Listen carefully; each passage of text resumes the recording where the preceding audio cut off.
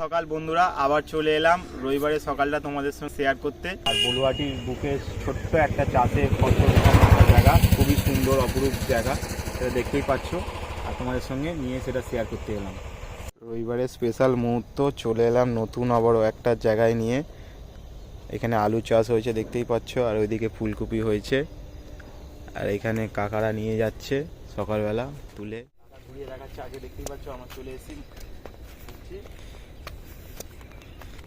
অপরূপ সৌন্দর্য চাষের ফসল চারিদিকে, যেদিকে তাকাবে সবুজ সবুজ।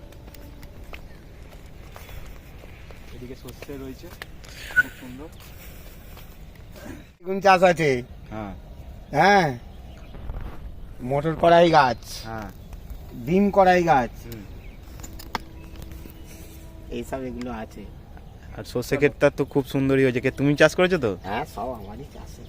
দেখছো কাকা ঘুরিয়ে দেখাচ্ছে আমাদের, লেবারকে কাকা খুব সুন্দরভাবে ঘুরিয়ে দেখাচ্ছে। আর এখানে বেগুন চাষ দেখাচ্ছে, কত বেগুন হয়েছে দেখো।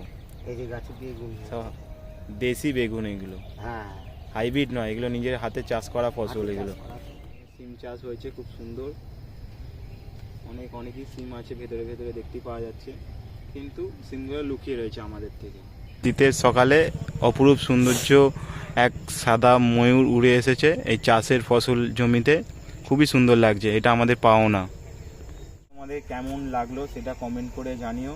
আর যারা আশপাশ থেকে দেখছো তাদেরকেও জানানো রইলো, তারা এসে জায়গাটা উপভোগ করে যেও।